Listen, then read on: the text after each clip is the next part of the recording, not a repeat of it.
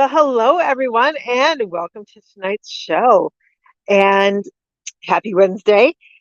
It is the Wednesday before one of the biggest paranormal conventions in the United States, and that is my Paracon, or to people who aren't from Michigan, Michigan Paracon, which is a huge paranormal convention that's held up in Sault Ste. Marie, Michigan.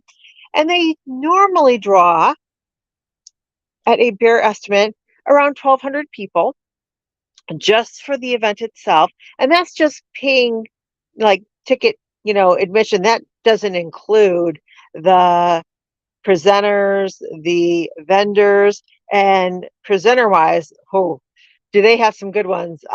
This year, new to the event, they have Jack Osborne, Ozzy Osbourne's son. If you've ever watched any of the paranormal shows on TV, you've probably seen him. Steve DeShavi from, um, he used to partner with Amy Allen on their show Dead Files, and now he is working with Cindy Kazi on the show of the Dead Files. So that will be very cool to check out. He's doing a presentation too. And this event runs from Thursday morning till Saturday night. And it is all day into the evening presentations by your favorite paranormal celebrities, including Ghost Hunters, Ghost Brothers, Destination Truth Kids. Shouldn't call them kids. They're in their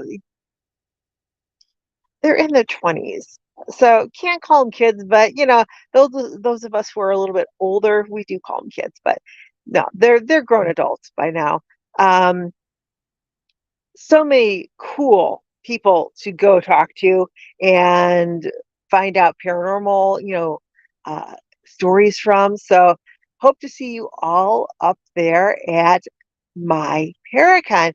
Now, my Paracon is in Sault Ste. Marie, Michigan, and it is along one of the major shipping canals here in the United States, which is the Soo Locks.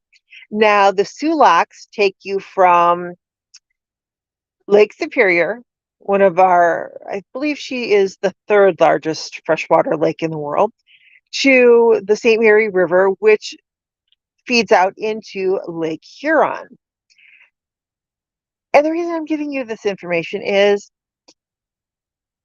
our Great Lakes are home to some of the most interesting phenomena you could ever want to research or investigate. From lake monsters to ghost ships to UFO activity to haunted lighthouses. We have just a huge assortment of paranormal activity here in the Great Lakes. And no matter what Great Lake state you're in, you've got Lake Michigan, you've got Lake Superior, you've got Lake Huron, you have Lake Erie, you have Lake Ontario. Huge bodies of water that each one of them has their own haunted stories. So one of the stories I'm going to talk about tonight is actually one that is up in Lake Superior and is one of my favorite ghost ship stories to talk about. And that is the Bannock Burn. So the Bannock Burn, on her fateful outing, was piloted by young gentlemen who were no older than 25 years old. It was typical during the time that this ship sank that most crews, your deckhands, your younger crew members, were sometimes no older than 14 and no younger than 18. So think about that. one of these huge freighters being piloted by an 18, 19, 20, 21-year old, not even old enough to drink legally. But as fate would have it, the Bananock Burn was trying to make her way across Lake Superior. And on that day, several other more experienced boat captains reported seeing the Bananock Burn moving on a westerly course through a bank of fog. And they would catch sight of her every, half an hour or hour, and they didn't really think too much of it. And that is until a week goes by and the Bananock Burn has not made it to port. And a few more days go by, and people suddenly realize, oh, I guess the Bananock Burn sank. She must have gone down. No wreckage is found. Nobody ever hears from the crew. Now, fast forward about 10 years later, and the steamer ship, the Walter Riley, is trying very desperately to make their way through a very severe storm out on the lake. As the waves are crashing against the ship, the captain decides it is in the best interest of the crew and the ship to try to sail as close as he can to the shoreline in order to possibly take to the lifeboats and make for shore if they start to sink or they wreck against something. And as they are making their course along the very visible lakeshore, they watch in horror as another ship is suddenly a half mile away from them and coming straight at them. Now, when you're piloting a ship, when you're navigating with a ship, ships do not alter their course like a car can. It takes time, it takes effort to maneuver a boat out and around other objects, especially very large lakers. And so this is what the Walter Scott had to do. As they watch, they're trying to signal the ship, they're flashing lights at it, they're doing everything they can, and the other ship is just ignoring them. So the Walter Scott, they veer off back into the lake and very nearly end up missing colliding with this oncoming ship. Now, as the other ship goes past them, of course, the crew of the Walter Riley is along the railing giving them their dissatisfaction, yelling words at them, saying things to them. But the crew of the Riley realize there's nobody on the deck of the other ship. They didn't even really see anybody in the deck house. So how is it that this ship is navigating along this course and just, going at full steam? So the men kind of settle down and get back to work on the Walter Riley, and they navigate it back onto the course that they had originally plotted, which was along the lakeshore.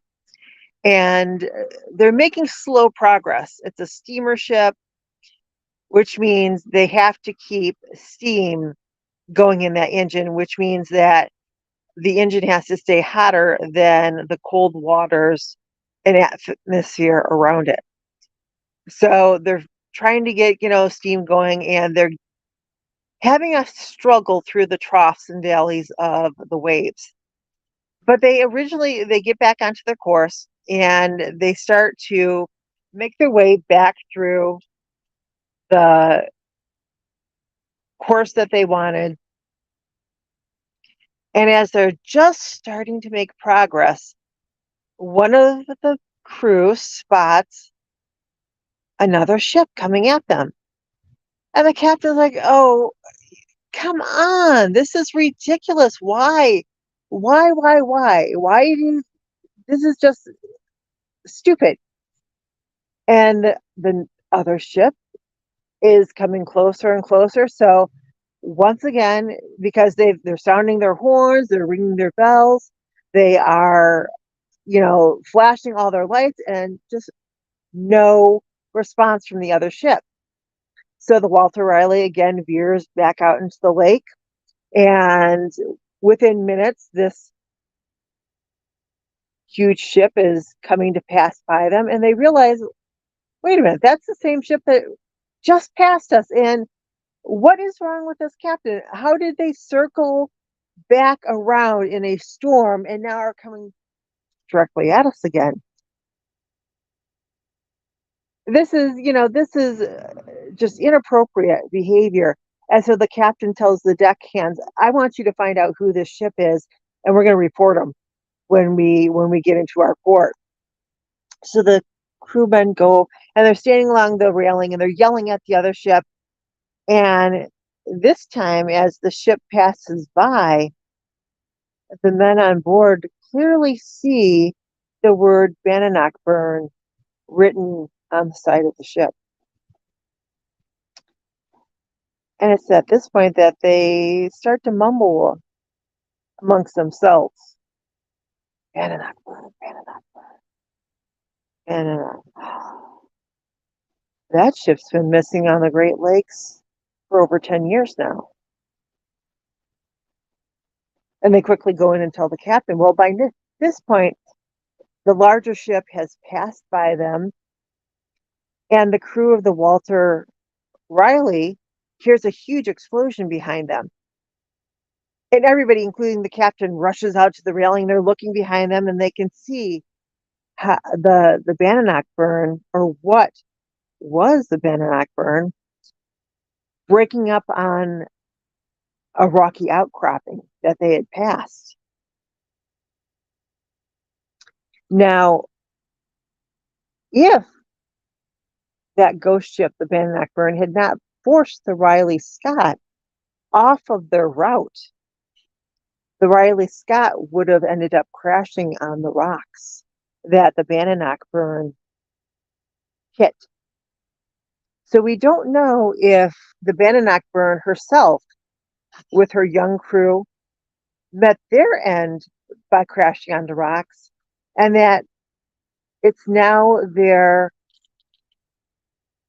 doomed existence to travel the Great Lakes, the lakes waters of Lake Superior, looking for other ships to chase away from the rocks. Maybe they've become somewhat of a guardian spirit ship of the Great Lakes, and their new job, their only job for the rest of eternity, is to make sure that other ships do not meet the same fate that they met. Now, the Bannockburn, to this day, has not been found on Lake Superior or Lake Huron. We don't really know where her final resting place is. But if the waters are rough and the storms are coming and night is descending,